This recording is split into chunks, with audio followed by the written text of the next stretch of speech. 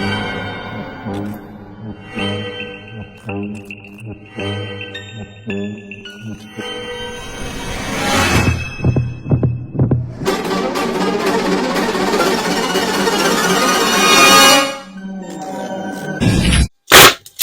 everybody, what is up? It is Berlin. Welcome back to my channel.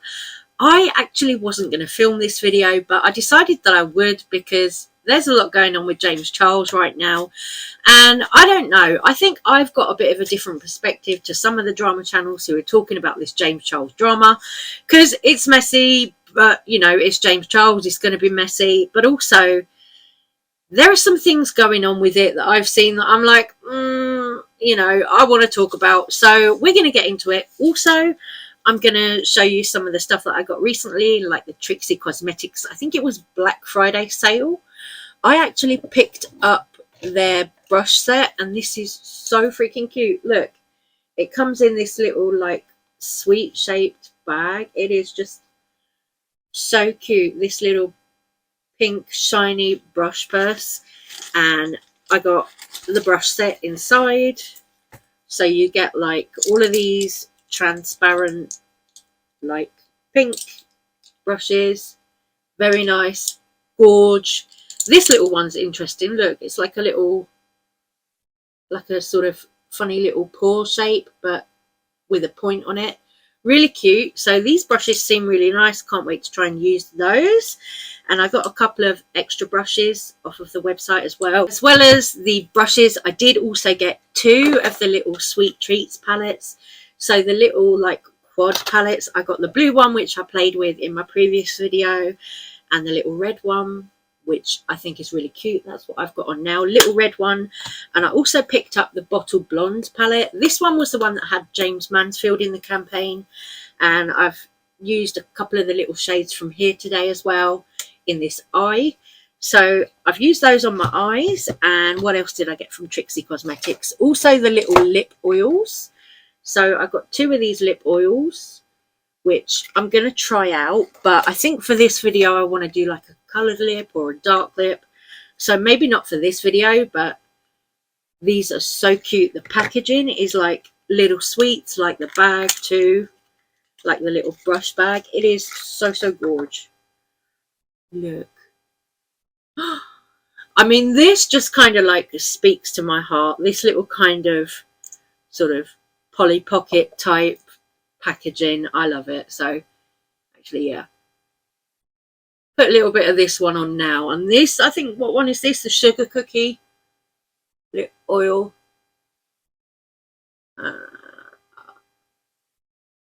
Cute. Very cute. Oh wow, that feels lovely. Feels really nice. Really nice, moisturizing. So while I do my face, let's get into this James Charles drama. James Charles has been called out because somebody is claiming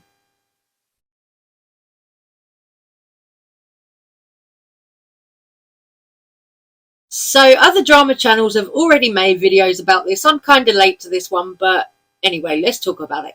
James Charles has been called out for talking to a straight guy once again. Now this is like what, probably the 40th time or something that we've heard about James Charles trying to turn a straight guy, using his fame and, you know, his kind of money and power to try and turn a straight guy, to try and convince a straight guy that he should be gay and, you know, hang out with James Charles and date James Charles, send him nudes, all of this. So this guy, straight guy, made a TikTok, and in the TikTok he had taken a picture of some messages that he says he'd received from James Charles, and he'd taken it like from another phone. You can see in the screenshot he's taken it from another phone, because these messages that he allegedly got from James Charles were vanishing messages. So once you read them, that means they disappear. So James Charles did actually kind of age check and verify the age of this person that he was allegedly speaking to. So this isn't a case of James Charles speaking to, you know, a kid, a minor again. You know, although James Charles did admit to that on his YouTube channel, which I think is disgusting. You know, I do think that James Charles should have been punished, should have faced some consequences at least for talking to minors and admitting to talking to minors and, asking them for nudes and all that stuff that he did back in like 2020, 2021, when he sat down, made a YouTube video and confessed to that, and then deleted that YouTube video where he confessed to it. He confessed to like 2 counts of talking to minors, trying to solicit nudes from them, sexting them, then deleted the video, and nothing more was done about James. So in these messages that James Charles has allegedly sent to this straight guy, James is using his like clout, his fame, his status to try and convince this guy that being James Charles's boyfriend would be a really lucrative deal, that this guy would get to come and stay in James Charles' $10 million mansion in LA, and he wouldn't get a salary, but he would get to come and stay in James Charles' $10 million mansion, be his boyfriend, and James was kind of laying out conditions. I would want occasional FaceTimes, I would want this, I would want that, right? But then this straight guy also goes on to share James Charles in video asking this guy for FaceTime. I'd be like, oh my God, David, you're annoying, over text, right? You don't know if I'm saying like, oh my God, David, you're being annoying. Or like, oh my God, David, you're being annoying. Or like, oh my God, David, you're being fucking annoying. Because all three of those are completely different like emotions that you cannot see through text. You only get to actually experience those through a FaceTime call or through being in person. Even over the phone, you still miss out on things because you're missing somebody's facial expressions, right? So because you refuse to hang out with people or because you refuse to FaceTime, you're not allowing people to actually get to know you as like a human being. And that's a massive, massive problem whenever it comes to being in a relationship with somebody. And this guy has shared this on his TikTok, whatever. So he shared it. James Charles, some people were saying that James was pressuring this guy to FaceTime him because you can't tell tone over text. You can't tell the way that somebody says something. Whereas, with video call or FaceTime, whatever, you can tell how somebody's speaking. You can tell if they're angry, if they're sad, happy, whatever. But you can't do all of that in text. So James was saying to this guy, you should FaceTime me so that I can, get to know you. Now, this guy apparently wasn't comfortable FaceTiming James.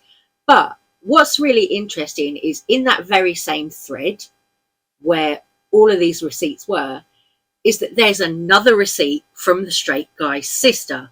The straight guy's sister made a TikTok herself and kind of dropped her brother in it.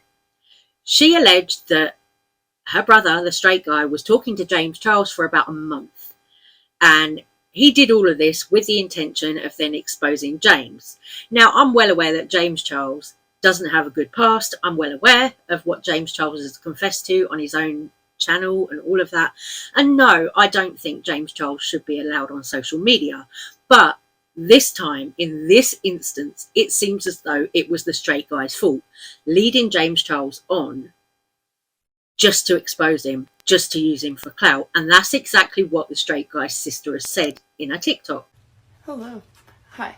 I didn't think I'd be coming on the internet to be talking about this, but, well, this is my little brother. This is David's account, and he was talking to James Charles about a month and a half ago. All those videos are a month and a half old. And he started posting them last night around midnight, and they went viral. Now Twitter is doing its thing, Reddit's doing its thing, people on YouTube doing their thing. And he obviously did it for views. There's no hidden meaning behind it. And James Charles did nothing wrong in this situation. I know the screenshots that's on the internet that were sent to my brother look kind of questionable. But again, they spoke for a few weeks. My brother led him on a bit, even though he said he was straight. He was leading him on. And I told my brother to take the videos down. He pretty much just told me to go fuck myself and didn't care. But obviously I care because I just didn't see a reason for this. like, whatever past allegations he has, not what I'm talking about. I'm talking about this. Yeah. And the internet just baffles me that they took his videos and are just like, here you go, world. More, get on the bandwagon of fuck James Charles.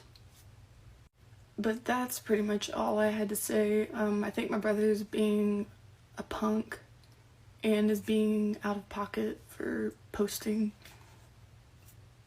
But I guess that's just my 2 cents. So I finished my face, finished off with a bit of black lip liner and a little bit of these lipsticks. So that's all done. I love these Trixie Cosmetics quad palettes.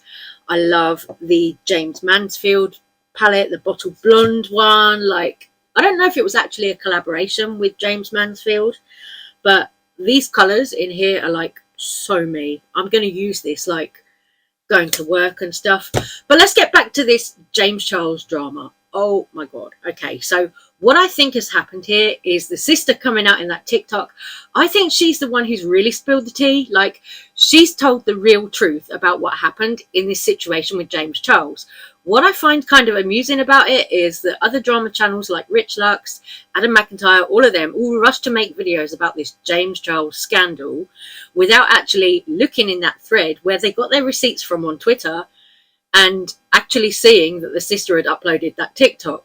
So they've just given you like one side of the story. Now, I am in no way, shape or form trying to protect James Charles.